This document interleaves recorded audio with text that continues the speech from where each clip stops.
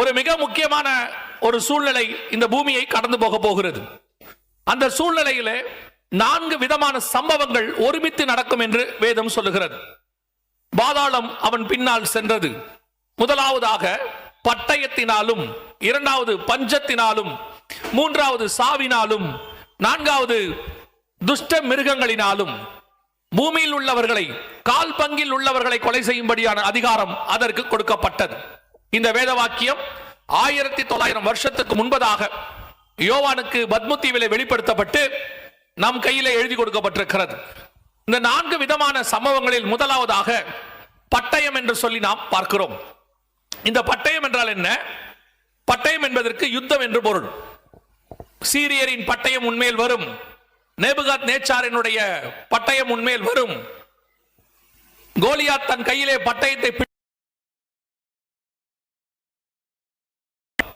அதே போல் இந்த கருப்பு குதிரைக்கு பிறகு, ஒரு உணவு பஞ்சத்துக்கு பிறகு 2022 இந்த கருப்பு குதிரை வடதேசத்தில் ரஷ்யா உக்ரைன் பிரச்சனை ஸ்டார்ட் பண்ண பிறகு இந்த மங்கில நிறம் உள்ள குதிரையினுடைய காலம் வரும். 2023 அந்த பட்டயத்துக்கான மிக முக்கியமான காரியம் ஆரம்பித்தது. அக்டோபர் மாதம் 7ஆம் தேதி. அந்த பட்டயம் என்றால், அந்த யுத்தம் என்றால் என்ன? அப்படி என்றால் வேதாகமத்தில் மிக முக்கியமான ஒரு யுத்தத்தை குறித்து ஆண்டவர் சொல்லி இருக்கிறார். எசேக்கியேல் புஸ்தகம் 38ஆம் அதிகாரம் 8வது வசனத்தில் கடைசி காலத்தில் சம்பவிக்க வேண்டிய ஒரு யுத்தத்தை குறித்து ஆண்டவர் சொல்லுகிறார். வாசியுங்கள். எசேக்கியேல் 38:8 வாசியுங்கள். அநேக நாட்களுக்கு பிற்பாடு நீ விசாரிக்கப்படுவாய், பட்டயத்துக்கு நீங்களாகி பற்பல ஜனங்களிலிருந்து சேர்த்து கொள்ளப்பட்டு வந்தவர்களின் தேசத்தில் கடைசி வருஷங்களிலே வருவாய். நெடுநாள் பாலாய் கடந்து பிற்பாடு ஜாதிகளிடத்திலிருந்து கொண்டு வரப்பட்டவர்கள் எல்லாரும் சுகத்தோடி குடியிருக்கும் இஸ்ரவேலின் மலைகளுக்கு விரோதமாய் வருவாய். இது கடைசி நாட்களில் சம்பவிக்க வேண்டியதான ஓர் யுத்தம். இஸ்ரவேல் ஜனங்களுக்கு விரோதமாக கடைசி வருஷங்களிலே நீ வருவாய் என்று வேதம் சொல்லுது. அதிலும் குறிப்பாக கடைசி நாட்களில் வரும். 16வது வசனத்தை வாசியுங்கள். நீ தேசத்தை கார்மேகம் போல் மூட என் ஜனமாகி இஸ்ரவேலுக்கு விரோதமாக எழும்பி வருவாய். கடைசி நாட்களிலே இது சம்பவிக்கும். கோகே ஜாதிகளின் கண்களுக்கு முன்பாக. போதும். கடைசி நாட்களில் இது சம்பவிக்கும். இஸ்ரவேல் ஜனங்கள் திரும்பி வந்த பிறகு இது சம்பவிக்க வேண்டும். நம் கண்களுக்கு முன்பாக ரஷ்யா உக்ரைன் பிரச்சனையின் ஆரம்பத்தினுடைய முந்தின காரியத்தை தான் இது நீங்கள் பார்க்கிறீர்கள். இதான் கடைசி பேட்ச். இவர்கள் அங்கிருந்து புறப்பட்டு வந்த பிறகு அந்த கருப்பு குதிரையின் காலம் ஆரம்பித்தது. அதற்கு பிறகு இஸ்ரவேல் ஜனங்களுக்கு விரோதமாக ஓர் யுத்தம் வர வேண்டும். அந்த யுத்தம் தான் உலகளாவிய யுத்தமாக மாற வேண்டும். அந்த யுத்தத்தை தான் நீங்கள் இப்பொழுது பார்க்கிறீர்கள். அதாவது எசேக்கியேல் 38, 39 இந்த 2 அதிகாரத்தில் சொல்லப்பட்டதான கடைசி காலத்தில் சம்பவிக்க வேண்டிய யுத்தம். நீ என் ஜனமாகிய இஸ்ரவேலுக்கு விரோதமாய் நீ வருவாய் என்று ஆண்டவர் சொன்னபடி நம் கண்களுக்கு முன்பாக இஸ்ரவேலுக்கு விரோதமாக உலகளாவிய ஒரு மிகப்பெரிய யுத்தம் ஒன்று ஆரம்பித்திருக்கிறது.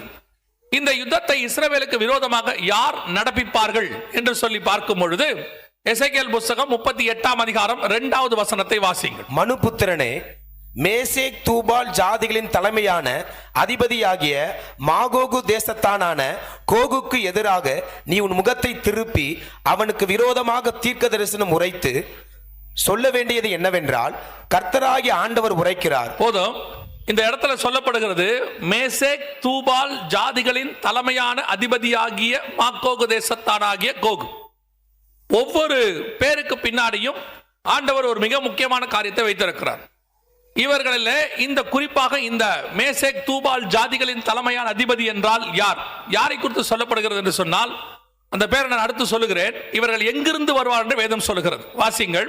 எசேக்கியேல் 39:2 வாசிங்கள். நான் உன்னை திருப்பி உன்னை 6 துருடுகளால் இழுத்து உன்னை வடபுறங்களிலிருந்து எழும்பவும். இந்த வடபுறங்களிலிருந்து எழும்ப வேண்டிய அந்த மேசேக் தூபால் இதனுடைய தலைமையான அதிபதி ரஷ்யா தேசத்தை குறித்து சொல்லப்படுகிறது. இங்கே நீங்கள் பார்க்கும்பொழுது இஸ்ரவேலுடையதான வடக்கு பக்கத்தில் நீங்கள் பார்க்கும் பொழுது ரஷ்யா கோக் மாகோக் என்று இருக்கிறது. இந்த காரியங்கள் தான் சொல்லப்படுகிறது. இந்த ரஷ்ய தேசத்திற்கு விரோதமாக, இஸ்ரவேல் தேசத்துக்கு விரோதமாக கடைசி நாட்களில் வடபுறங்களிலிருந்து ரஷ்யா எழும்பி வர வேண்டும். பர்டிகுலராக இந்த வார்த்தை, அதாவது எசேக்கியேல் 38:2 தமிழில் மாத்திரம் ஒரு வார்த்தை மொழிபெயர்க்கப்பட்டிருக்கிறது. ஆனால் மற்ற எல்லா மொழிகளிலும் அந்த வார்த்தை உண்டு. ரோஷ் என்கிறதான ஒரு வார்த்தை இங்க உண்டு. அதான் நீங்க கொடுத்திருக்கிறோம் எவிடன்ஸ். அதாவது ரோஷ் என்பது ரஷ்யாவை குறிக்கிறதான ஒரு வார்த்தை. வடபுறங்களில் உள்ள ரொஷே என்று மலையாளத்தில் இருக்கும். அந்த ரொஷே அல்லது ரஷ்யா என்கிறதான இந்த வடபுறத்திலிருந்து எழும்பி வர வேண்டிய தேசம்தான் கடைசியாய் வர வேண்டும். இதுல பெரிய ஆச்சரியம் என்னவென்றால், இந்த தீர்க்க தரிசனம் எழுதப்பட்ட காலகட்டத்தில் அல்லது உரைக்கப்பட்ட காலகட்டத்தில் எசேக்கியேல் காலத்தில் இஸ்ரவேல் என்கிற தேசம் அடிமைத்தனத்துக்குள் இருக்கிறது. நேபுகாத்நேச்சாரால் அடிமைத்தனத்துக்குள் கொண்டு போகப்பட்டு விட்டார்கள். இஸ்ரவேல் என்கிற தனி நாடு இல்லை. அடுத்து ரஷ்யா என்கிற தேசமே இல்லை. அவர்கள் அப்பொழுது ரஷ்யா என்கிற பெயரிலும் இல்லை. இது ரெண்டும் எப்பொழுது நடந்தது என்று சொன்னால் 1917 1918 இந்த 2 வருஷத்துல இஸ்ரவேல் தேசம் பால்ஃபர் டிக்ளரேஷன் என்கிற வழியாகவும் ரஷ்ய தேசம் அக்டோபர் புரட்சி என்கிற வழியாகவும் 2 தேசமும் ஒரே காலகட்டத்தில் பூமியிலே உண்டானது. இவங்க 2 பேரும் ஒரே காலகட்டத்தில் வருகிறார்கள். இந்த தீர்க்க தரிசனத்தினுடையதான இந்த 2 பேருமே இது உரைக்கும் போது இல்லை. அந்த தேசங்கள் அந்த தேசங்களாக இல்லை. ஆனால் வேதம் சொன்னபடி மிக துல்லியமாக வடபுறத்திலிருந்து ரஷ்ய தேசம் எழும்பிற்று. ஆனால் ரஷ்ய தேசம் இஸ்ரவேலுக்கு எதிரான தேசம் அல்ல. 1948 இஸ்ரவேல் என்கிற தனி நாடு உருவாக வேண்டும் என்ற ஐநா சபையில தீர்மானம் வந்தபோது அந்த தீர்மானத்துக்கு ஆதரவாக ஓட்டு போட்ட ஒரு நாடுதான் ரஷ்யா. அவர்கள் இஸ்ரவேல் தேசம் உருவாக வேண்டும் என்று சொன்னவர்கள். ஆனால் வேதம் சொல்லுகிறது கடைசி நாட்களில் ரஷ்யா இஸ்ரவேலுக்கு விரோதமாய் எழும்பும் என்று சொல்லி. இந்த தீர்க்க தரிசனம் நிறைவேறுகிற அல்லது நிறைவேறி கொண்டிருக்கிற காலகட்டத்தில் தான் நீங்களும் நானும் இருக்கிறோம். இந்த ரஷ்ய தேசமானது இதற்கு முன்பதாக பல நிலைகளிலே, ஏன் இப்போ ஒரு 4-5 வருஷத்துக்கு முன்பதாக கொரோனாவுக்கு பிறகு கூட ரஷ்ய தேசம் இஸ்ரவேலோடு கூட நிறைய ஒப்பந்தங்கள் போட்டது. இங்கிருந்து பென்யமின் நெத்தன்யாகு இஸ்ரேலிய பிரதமர் ரஷ்ய தேசத்துக்கு பிரயாணப்பட்டார். ரஷ்ய அதிபர் வரவேற்று சொன்ன காரியம், நான் ஒரு காலத்துல கஷ்டப்பட்ட காலத்துல இதே ரஷ்ய தேசத்துல யூதர்கள் எனக்கு ஆகாரம் போட்டிருக்கிறார்கள், நான் யூதர்களுக்கு நன்றி கடன் பட்டிருக்கிறேன் என்று சொன்னார். ஆனால் அந்த ரஷ்ய தேசம் இஸ்ரவேலுக்கு விரோதமாக எழும்பும் என்று தீர்க்கதரிசனம் உரைக்கிறது. கவனியுங்கள், நம் கண்களுக்கு முன்பாக நடக்கிற சம்பவங்களை நாம் எப்பொழுதும் நம்பக்கூடாது. ஒரு காரியம் சொல்வார்கள், கண்ணால் காண்பது பொய் என்று சொல்லி. வேதத்தில் சொல்லப்பட்டதான் 100% உண்மை. ஆண்டவர் சொன்னபடி இந்த 3-4 வருஷத்துக்குள்ளாக ரஷ்ய தேசம் இஸ்ரவேலுக்கு விரோதமாய் எழும்பி இருக்கிறது. ஆண்டவர் சொன்னபடியே இன்னைக்கு அவர்கள் இஸ்ரவேலுக்கு விரோதமாக தீர்மானங்களை போட்டு இஸ்ரவேலுக்கு விரோதமாக யுத்த தளவாடங்களை அனுப்பி இருக்கிறார்கள் ஈரானுக்கு. இன்னைக்கு நீங்கள் இஸ்ரேல் அல்லது யுஎஸ் ஈரானுடையதான பிரச்சனையை பார்த்து கொண்டிருக்கிறீர்கள். உலகமே ஸ்தம்பிச்சிருக்கு. நிறைய அப்ஸ் அண்ட் டவுன்ஸ் இருக்கு. அல்லது ஃபேக்ஸ் அல்லது பொய்யும் உண்மையும் அதில் கலந்து நிறைய நியூஸ் வந்துகிட்டே இருக்கு. ஆனால் நாங்கள் வேதத்தை நம்புகிறோம். திடீரென்று இந்த யுத்தம், நீங்கள் எசேக்கியேல் 38-39 சொல்லப்பட்ட இந்த யுத்தம் மிக துல்லியமாய் அக்டோபர் மாதம் 7ஆம் தேதி 2023 ஆரம்பித்தது. எதற்காக அந்த யுத்தம் ஆரம்பித்தது என்று சொன்னால், எசேக்கியேல் 38:8 எசேக்கியேல் 39:2 இஸ்ரவேலின் மலைகளுக்கு விரோதமாய் இந்த யுத்தம் வரும் என்று வேதம் சொல்லுகிறது. அக்டோபர் மாதம் 7ஆம் தேதி இந்த யுத்தத்தை ஆரம்பித்தார்கள். ஆரம்பித்த போது நீங்கள் கவனித்தீர்களானால் இந்த யுத்தம் எதற்காக ஆரம்பிக்கப்பட்டது என்று சொல்லி பார்க்கும் பொழுது இஸ்ரவேலின் மலைகளுக்கு விரோதமாக ஆரம்பிக்கப்பட்டது. குறிப்பாக இஸ்ரவேல் தேசத்தில் 2 முக்கியமான மலைகள் இருக்கிறது. ஒன்று கோலன் ஹைட்ஸ் என்று சொல்லக்கூடியது, இன்னொன்று டெம்பிள் மவுண்ட் என்று சொல்லக்கூடியது. இந்த 2 மலைக்கும் தான் இப்பொழுது சண்டை குறிப்பாக ஆரம்பித்திருக்கிறது. அதுல குறிப்பாக மிக முக்கியமாக டெம்பிள் மவுண்ட் என்று சொல்லக்கூடிய மேல இருக்கிற மலைக்கு தான் சண்டை ஆரம்பித்திருக்கிறது. இந்த கோலன் ஹைட்ஸ் என்பது சிரியா பகுதியில் உள்ளது. இது எங்களுக்கு சொந்தம் என்று துருக்கியும் சிரியாவும் உரிமை கொண்டாடுகிறது. யுத்தத்தில் நாங்கள் ஜெயித்திருக்கிறோம் என்று இஸ்ரவேல் சொல்லுகிறது. சோ அதற்கான ஒரு பிரச்சனை போய்கொண்டிருக்கிறது. இன்னொன்று, இது டெம்பிள் மவுண்ட். இந்த டெம்பிள் மவுண்ட் என்பது எருசலேமில் இருக்கக்கூடியதான ஒரு மலை. இந்த மலையில் தான் இஸ்ரவேலுடைய முதல் 2 தேவாலயம், சாலமோன் கட்டினது, 2வது செருபாபேல் கட்டியது. இந்த 2 தேவாலயமும் இருந்தது. அதற்கு பிறகு கிபி 1ஆம் நூற்றாண்டிலே 70 தீத்து ராயனால் அது இடிக்கப்பட்டது. அதற்கு பிறகு ஒரு 900 வருஷம் கழித்து 1000வது நூற்றாண்டிலே இந்த வழிபாட்டு தலம் கட்டப்பட்டது. ஏறக்குறைய ஒரு 1000 வருஷமாக அந்த வழிபாட்டு தலம் அங்கே இருக்கிறது. இப்பொழுது யூதர்கள் என்ன சொல்லுகிறார்கள், இந்த மலை எங்களுக்கு சொந்தம், எங்களுடைய 3வது தேவாலயம் இங்கே வரும் என்று அவர்கள் சொல்லுகிறார். அதே வேளையில அவர்கள் என்ன சொல்லுகிறார்கள், இந்த எங்களுடைய வழிபாட்டு தலம் இருக்கிறபடினால் இந்த மலை எங்களுக்கு சொந்தம் என்று சொல்லி இந்த பிரச்சனை ரொம்ப வருஷமாய் போய்கொண்டிருக்கிறது. இது ஐநா சபையில ஒரு பேச்சுவார்த்தை தீர்மானமாக போடப்பட்டிருக்கிறது. ஐநா சபையிலும் என்ன சொல்லி இருக்கிறார்கள், எருசலேமை ரெண்டாய் பிரித்து 2 ஸ்டேட் சொல்யூஷன் என்று சொல்வார்கள். ரெண்டாய் பிரித்து ஒரு பாதியை பாலஸ்தீனர்கள் கையிலும் ஒரு பாதியை இஸ்ரவேல் கையிலும் கொடுங்கள் என்று சொன்னார்கள். ஓல்டு சிட்டி நியூ சிட்டி என்று சொல்வார்கள். அந்த ஓல்டு சிட்டியில் தான் இந்த மலை இருக்கிறது, டெம்பிள் மவுண்ட். ஆனால் இதற்கு இஸ்ரவேல் ஒற்றுக்கொள்ளவில்லை, யுஎஸும் ஒத்துக்கொள்ளவில்லை. இந்த பேச்சுவார்த்தை போய்கொண்டிருக்கும் போதே பாலஸ்தீனர்கள் இந்த மலையை நாங்கள் கைப்பற்ற போகிறோம் என்று சொல்லி ஒரு யுத்தத்தை ஆரம்பித்தார்கள். இது ஆரம்பித்தது அக்டோபர் 7, 2023. அந்த யுத்தம் தான் இன்று வரை, இந்த நிமிஷம் வரை அதுதான் விஸ்தாரமாய் இருக்கிறது. முதலாவதாக அவங்க 2 பேருக்கு ஆரம்பித்தது. பாலஸ்தீனர்களுக்கு உதவியாக லெபனான் உள்ளே வந்தது. இந்த 2 பேருக்கு உதவியாக ஏமன் உள்ளே வந்தது. அவர்களுக்கு உதவியாக ஈரான் உள்ளே வந்தது. இங்கே இஸ்ரவேலுக்கு உதவியாக அமெரிக்கா உள்ளே வந்தது. இப்படி இந்த யுத்தம் கொஞ்சம் கொஞ்சமாக பெரிசாக மாறியது. சகரியாவின் புத்தகம் 12ஆம் அதிகாரம் 6வது வசனத்தின்படி அவர்கள் இடதுபுறம் வலதுபுறமும் அவர்கள் யுத்தத்தை விஸ்தாரமாக்கினார்கள். இப்பொழுது இந்த யுத்தமானது மிகப்பெரிய அளவில் வளர்ந்து ஈரான் வரைக்கும் வந்து நிற்குது. எசேக்கியேல் 38:5 அவர்களோடு கூட பெர்ஷியரும் என்று வேதம் சொல்லும்.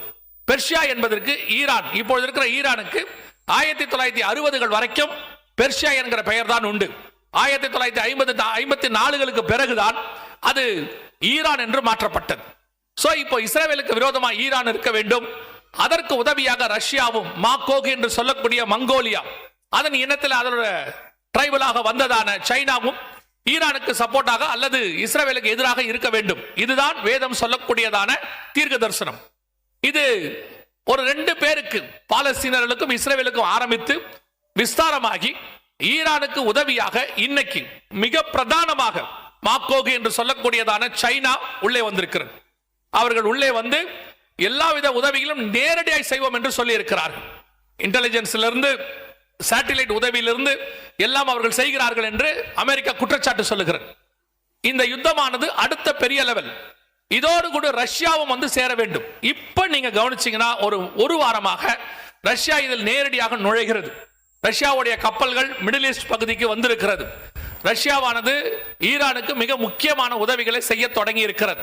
ஒரு 2 நாட்களாக ஒரு சீஸ்ஃபயர், அதாவது ஒரு சமாதானம் ஏற்பட்டு யுத்தம் நிறுத்தப்படும் என்று அறிவிக்கப்பட்டது. ஆனால் நாங்கள் நேற்று வரை என்கிற நிகழ்ச்சியை நேற்று தினத்தில் உங்களுடைய யூடியூப் சேனல்ல வந்திருக்கும். அதுல பார்த்தீர்கள் என்றால் அதை சொல்லும் போது எங்களுக்கு ஆண்டவர் உணர்த்தினது இது முடிவுக்கு வராது என்று சொல்லி. இன்று திருப்பி ஆரம்பித்து விட்டது. ஈரான் 2 கப்பல்களை தாக்கி இருக்கிறது. மீண்டுமாக ஸ்ட்ரைட் ஆஃப் ஹார்மஸ் மூடப்பட்டு விட்டது. அதை உடைத்து திறப்போம் என்று யுஎஸ் சொல்லுகிறது. அதை திறக்க விடமாட்டோம் என்று சைனா சொல்லுகிறது.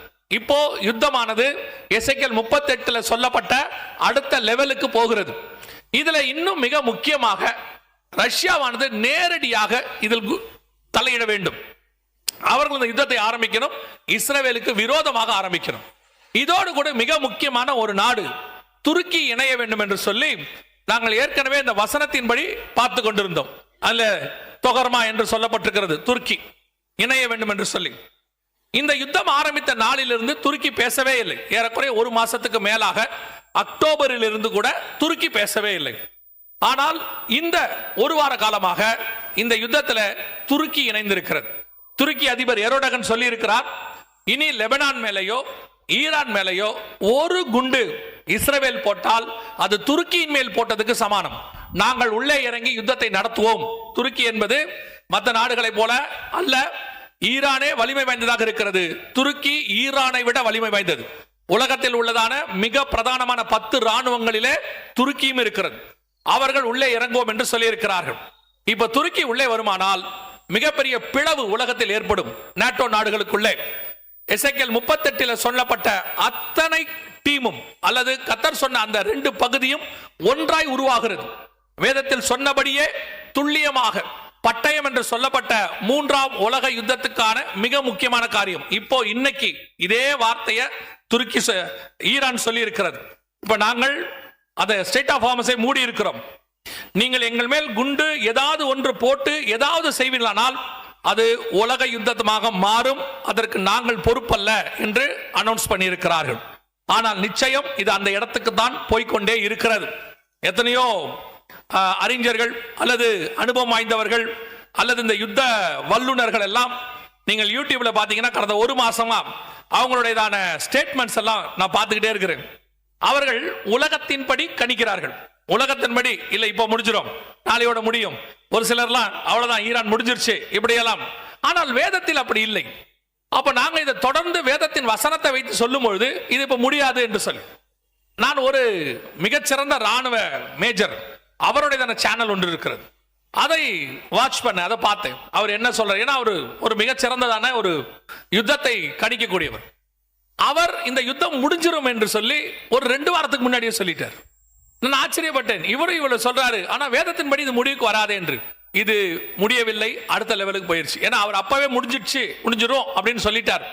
ஈரான்லாம் முடிஞ்சிருச்சு, ஈரான் இனி க்ளோஸ், இனி ஈரான் இருக்காதுன்னு சொன்னார்.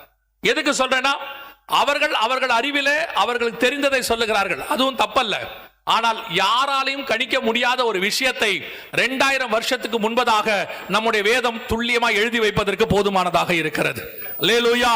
நான் அதுக்கு தான் எப்பவும் சொல்லுவேன், உலகத்தார் சொல்லுகிறதை நம்புகிறோமோ இல்லையோ, ஆனால் வேதம் சொன்னதை நம்பணும்.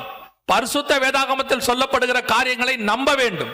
ஏனால் கர்த்தருடைய வார்த்தை, வானமும் பூமியும் ஒளிந்து போனாலும் கர்த்தருடைய வார்த்தை ஒரு நாளும் ஒளிந்து போகாது. அல்லேலூயா. ஒருவேளை இன்னைக்கு இருக்கிற ஜென்சி, இன்னைக்கு இருக்கக்கூடியதான தலைமுறை இளைஞர்கள், அவங்க கேட்பாங்க, எசேக்கியேல் புஸ்தகம் ஏறக்குறைய 2500 வருஷத்துக்கு முற்பட்டது. இன்னைக்கு உள்ள யுத்த முறைகள் என்பது வேறு, நியூக்ளியர். இன்னைக்கு உள்ள யுத்த முறைகள் என்பது ட்ரோன்ஸ், அதான் மிக பிரதானமாக யூஸ் பண்ணப்படுகிறது. இந்த காலகட்டத்தில் உள்ளதான யுத்தங்களை குறித்து 2500 வருஷத்துக்கு முன்பாக பழையதாக இருக்கக்கூடிய இந்த வேதாகமத்தில் என்ன இருக்கும்? இன்னைக்கு நிறைய பேர் பைபிள் படிக்காம இருக்கிறதுக்கு யூத்ஸ், அதுக்கு என்ன காரணம் அப்படின்னு கேட்டா, அவங்களுக்கு இந்த கூகுள் பைபிளை விட மோர் நாலேஜ் ஃபுல்லாக நினைக்கிறார்கள். கூகுள்ல சொல்றது எல்லாம் கரெக்டா இருக்கும் அப்படின்னு நினைக்கிறாங்க. ஆனா உங்களுக்கு ஒண்ணு தெரியணும், கூகுள் என்பது மாறிக்கொண்டே இருக்கும். இன்னைக்கு ஒண்ணு சொல்லும், நாளைக்கு இதை விட அட்வான்ஸா ஒண்ணு சொல்லும், இன்னைக்கு சொன்னதை தப்புன்னு நாளைக்கு சொல்லும். ஆனால் வேதம் ஒரு முறை எழுதப்பட்டது, அது மறுமுறை மாற்றப்படவே இல்லை. அது ஒரு முறை சொன்னது, இன்னைய வரைக்கும் சொன்னதே. கர்த்தர் ஒரு முறை சொல்லி மறுமுறை மாற்றுகிறவர் அல்ல. எழுதினதே 2500 வருஷத்துக்கு முன்பதாக கர்த்தர் எழுதினவைகள் அத்தனையும் நான் எப்பவும் சொல்வேன். இன்னைக்கு உலகம் அப்டேட் ஆகும். எப்படி அப்டேட் ஆகும் தெரியுமா? தன்னை அப்டேட் பண்ணிக்கொள்ளும். ஆனா இந்த வேதம் இருக்குது, அது எழுதும் போதே எட்டர்னல் வரைக்கும் அப்டேட்டட் வெர்ஷனாக எழுதப்பட்டது. ஆண்டவரே சொல்லிட்டார், no more corrections, no more alterations. இதோட எதையும் சேர்க்கவும் சேர்க்காத, எதையும் குறைக்கவும் குறைக்காத, ஆல்ரெடி அப்டேட்டட். ஆனா இதை படிக்கிறதுக்கு ஒரே ஒண்ணுதான் ஆகணும், நாம அப்டேட் ஆகணும். இது சொன்ன இடத்துக்கு நாம வந்தாதான் இது புரியும். இது நம்ம இடத்துக்கு வராது. இது ஏற்கனவே பல கிலோமீட்டருக்கு முன்னாடி இருக்கு. நாம போய் இதோட சேர வேண்டியதுதான் பாக்கி. நமக்கு தான் இது புரியாமல் இருந்திருக்கிறதே ஒழிய, இது ஒரு நாளும் தவறுதலாக ஒரு கருத்தை கூட இதுவரைக்கும் பதிவு செய்ததே கிடையாது. நான் சொல்லுவேன், உலகத்தில் ஒரு புஸ்தகம் இத்தனை 1000 தடவை சோதிக்கப்பட்டு, அறிஞர் பெருமக்கள்ல இருந்து நாத்திகர்கள்ல இருந்து எத்தனையோ பேர் இந்த வேதத்தை பொய்யாக்க வேண்டும் என்று எத்தனையோ மத தலைவர்கள் இருந்து இதை எப்படியாவது பொய்யாக்கிடணும்னு இந்த ஒரு புஸ்தகம், இந்த ஒத்த புஸ்தகத்துக்கு விரோதமா எத்தனை சாம்ராஜ்யங்கள், எத்தனை ராஜாக்கள், எத்தனை இசங்கள், கம்யூனிசம், நாசிசம், பாசிசம் என்று எத்தனை இசங்கள், அத்தனையும் போராடி பார்த்து அத்தனை பேரும் மண்ணை கவி இருக்கிறார்கள். இது ஒரு முறை கூட இன்னும் தோற்கவில்லை. ஒரே ஒரு முறை கூட இது தோற்கவில்லை. அதுதான் இந்த வேதத்தினுடைய மகத்துவம். இதை ஜெயிக்கிறவர்கள் இதுக்கு முன்னாடியும் இல்லை, இதுக்கு பின்னாடியும் இல்லை. ஒரே ஒரு தடவை கூட இது இன்னும் ஃபெயிலியர் அவங்க நிரூபிக்கல. அத்தனை முறை, லட்சக்கணக்கான முறை இது சோதிக்கப்பட்டிருக்கிறது. நான் எப்பவுமே ரொம்ப மேன்மையா ஒரு காரியத்தை கருதுவேன். என்னன்னா, இந்த தேவனை அறிகிற அறிவை நமக்கு கொடுத்தாரு பாருங்க. நம்ம படிப்பை வச்சோ அல்லது நம்முடைய குலத்தை வச்சோ கோத்திரத்தை வச்சோ எல்லாம் கொடுக்கல. நம் மேல் வைத்த கிருபை, இதை தெரிந்து கொள்ளும்படி கர்த்தர் கிருபை தந்தாரு. அதுதான் இருக்கிறதுலயே மேன்மை. அது போதும் என்பேன். உலகத்துல எது தெரியுதோ தெரியலையோ, இயேசு கிறிஸ்து மெய்யான தேவன் எனக்கு தெரிஞ்சிருச்சு. இந்த பரிசுத்த வேதாகமம் கர்த்தருடைய வார்த்தைன்னு தெரிஞ்சிருச்சு. இது 2 போதும் நான் பரலோகத்துல போய் சேருவதற்கு. உலகத்தில் இருக்கிற அத்தனையும் படிச்சு இந்த 2 தெரியாவிட்டால் நஷ்டம். உலகத்துல இருக்கிற ஒருவேளை எதுவுமே தெரியல, இந்த ரெண்டு மட்டும் தெரிஞ்சிருந்தா போதும், நித்திய ஜீவன் லாபம். அல்லேலூயா.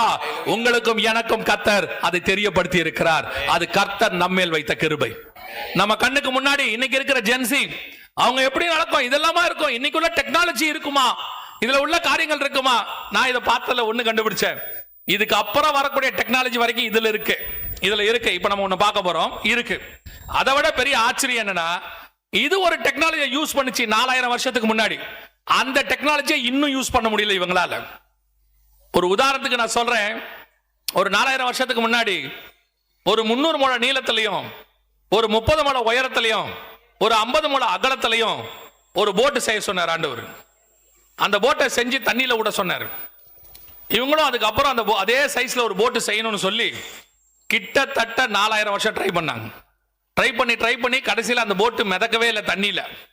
சயின்ஸ் சொல்லிருச்சு, பிசிக்ஸ் சொல்லிருச்சு, பைபிள்ல சொன்னது பொய், மிதக்காது, அந்த அந்த அளவுல மிதக்க வாய்ப்பே இல்லை.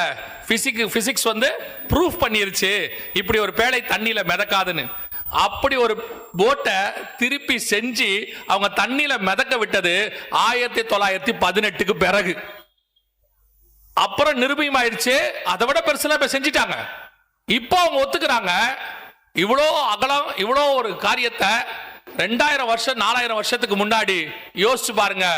4000 வருஷத்துக்கு முன்னாடி கர்த்தர் யூஸ் பண்ண அந்த அளவு டெக்னாலஜியை இவங்க திருப்பி செய்யறதுக்கே 4000 வருஷம் ஆயிருக்கு. இதுதான் இவங்களுடைய டெக்னாலஜிக்கும் பைபிள் டெக்னாலஜிக்கும். இவங்க ஒரு சேட்டிலைட்டை கண்டுபிடிச்சு 1970களுக்கு மேல நிலாவுல தண்ணி இருக்குதான்னு கண்டுபிடிக்கிறதுக்கே அவ்வளவு கஷ்டப்பட்டாங்க. பூமி முழுக்க தண்ணி இருக்குதான்னு இல்லையான்னு ஒரு சேட்டலைட்டை நோவா வெளியே விட்டு அந்த சேட்டலைட்டை திருப்பி போட்டுக்கே கொண்டாந்துட்டாரு. திருப்பி தண்ணியை விட்டு கொண்டாந்துட்டாரு தண்ணி இருக்குதான்னு கண்டுபிடிக்கிறதுக்கு. இவங்க விட்ட சேட்டலைட்டை இன்னும் திருப்பி கொண்டாடவே முடியாது, அது மேலேயே சுத்திக்கிட்டு இருக்குது. அதை எப்படி கொண்டாந்தா காஸ்ட்லின்னு கொண்டாடுறது இல்லை. ஆனா இவங்க கிட்டத்தட்ட 1960களுக்கு மேல அப்பல்லோன்றதை விட்டு இவங்க கடைசியா போய் மண்ணள்ளிக்கிட்டு வந்தாங்க. அது அப்பவே ஒளிவ இலையை கவிக்கிட்டு வந்துருச்சு. யோசிச்சு பாருங்க, இவங்க அள்ளிக்கிட்டு வந்ததுக்கும் அது கொண்டு வந்ததுக்கும் எத்தனை ஆயிரம் வருஷம் டிஃபரன்ஸ்.